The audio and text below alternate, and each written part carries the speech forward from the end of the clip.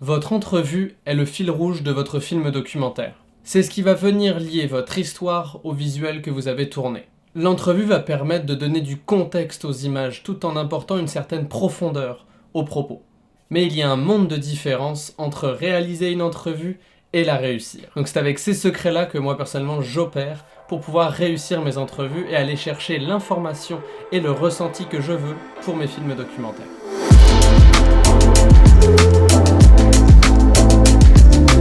Avant de commencer réellement la vidéo, je voudrais vous remercier pour l'accueil que vous avez fait au retour sur la chaîne. C'est vraiment super important pour moi de voir que, au final, la communauté est toujours là, malgré que je vous ai malheureusement délaissé pendant un an. Donc pour ça, je vous en suis éternellement reconnaissant et je vais continuer de faire des vidéos comme ça puisque ça a l'air de vous plaire. Mais surtout, j'ai aussi plein d'autres vidéos qui sont en préparation et dont j'ai vraiment hâte de vous les partager. Alors si vous voulez suivre l'aventure, n'hésitez pas à vous abonner et à liker la vidéo. Et je serais curieux de savoir, pour vous, est-ce que vous avez des anecdotes de tournage? J'aimerais ça savoir dans les commentaires, n'hésitez pas à me le dire. Comme je le disais précédemment, une entrevue c'est quelque chose d'extrêmement important dans votre film. Bien que pendant votre tournage, il peut se rapiécer d'autres moments qui vont venir s'ajouter à votre histoire, l'entrevue va être vraiment la base de votre propos et le cœur de votre message.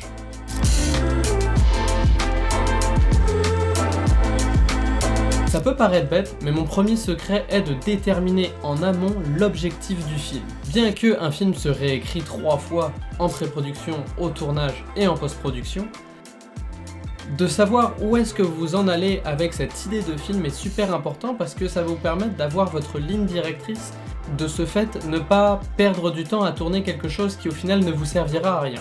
Donc de déterminer l'objectif de votre film en amont va vous faire gagner du temps, être beaucoup plus efficace au tournage et surtout aller dans la direction que vous voulez. Parce que la complexité du documentaire, c'est qu'on peut se retrouver à tourner tout et n'importe quoi et au final on s'arrache les cheveux sur le banc de montage parce que notre histoire va partout et nulle part en même temps. Ça peut être extrêmement frustrant et très facilement évité. Une fois que vous avez déterminé l'objectif de votre film, ce qui va être très important, c'est de préparer vos questions en amont. En préparant vos questions, vous allez déjà pouvoir construire une première fois votre montage dans votre tête. Vous allez pouvoir essayer de trouver certaines questions qui vont peut-être susciter une phrase d'accroche intéressante pour pouvoir faire une intro, tout en identifiant les différents blocs qui vont constituer le message de votre film et qui vont amener jusqu'à votre conclusion. C'est en faisant ce travail-là en amont qu'on va venir pour la première fois écrire un film documentaire. Ça peut être extrêmement effrayant quand c'est un premier exercice, mais voyez l'importance de tout ça comme étant une manière pour vous de gagner du temps encore une fois et d'éviter de travailler en double, en triple pour rien. Et tout ça en gardant une certaine efficacité, ça va vous permettre de potentiellement pouvoir creuser le sujet un peu plus, ce qui pour le coup va vous aider au final parce que vous allez vraiment pouvoir aller chercher de la profondeur dans les réponses et potentiellement pouvoir rebondir avec d'autres questions en fonction de ce que votre intervenant vous aura dit. Donc en préparant vos questions, ça va vraiment vous aider à être plus efficace, mais encore une fois à écrire votre film une première fois.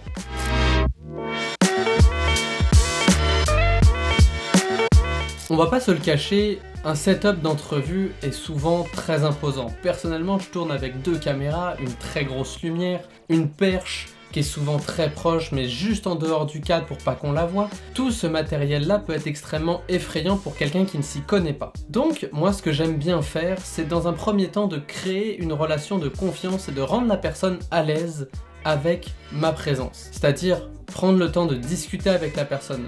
Oui, vous êtes là pour écrire un film et le réaliser, mais vous êtes en train de travailler et de collaborer avec un être humain. Je peux pas stresser assez sur l'importance de ce que je vais vous dire. Votre intervenant ou votre intervenante est certes le message de votre film, va être la personne qui va porter la quête de votre film, mais elle est surtout un collaborateur dans cet énorme travail qu'est de réaliser un film. Alors, en installant un climat de confiance et un endroit pour lequel la personne est à l'aise d'être en discussion avec vous, c'est super important parce que ça ne peut qu'aider le discours et à rendre la discussion au final beaucoup plus fluide. Donc en créant ce climat un petit peu sympa, relax, de discussion, de réellement en fait créer cette atmosphère de discussion plus qu'une entrevue dure et méchante.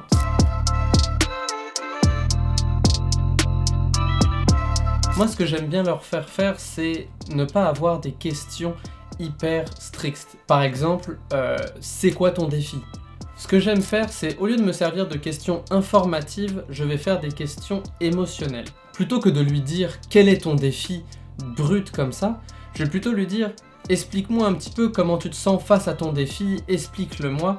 Et en fait, de venir ajouter un petit peu de chair autour de l'os qu'est votre question, va la rendre un peu plus intéressante parce que vous allez pouvoir aussi aller chercher l'information dont vous avez besoin, mais en même temps les émotions qui vont avec. Parce que d'amener la question brute comme ça fait vraiment interrogatoire et c'est vraiment super dur pour la personne qui est devant la caméra.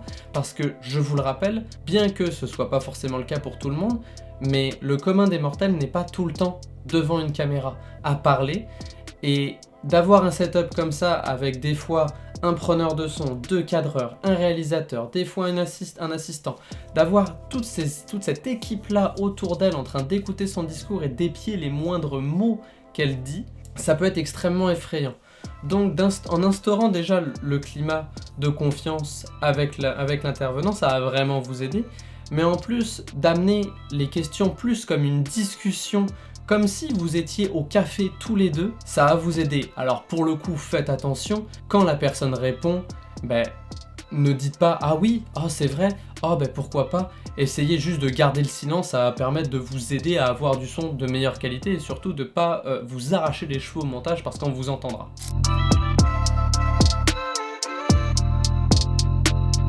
Pour les intervenants les plus stressés avec le contenu ou le fait de faire une entrevue, ce que j'aime bien faire, c'est dédramatiser la chose, soit en allant les rencontrer en amont, soit en faisant une visioconférence avec eux, et en parlant un petit peu du sujet du film, et venir un petit peu démystifier l'angle de travail pour l'intervenant. Ça va permettre à l'intervenant de déjà avoir une idée des questions qui vont lui être posées, mais aussi de l'angle qui a été choisi pour ce film-là.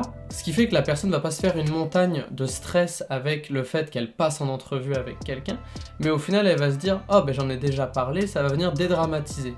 Le fait d'instaurer encore une fois un dialogue est vraiment super important. S'il y a un message à garder de cette vidéo-là, c'est d'instaurer ce climat-là pour déstresser la personne, parce que faire une entrevue, ça peut être un exercice extrêmement terrifiant.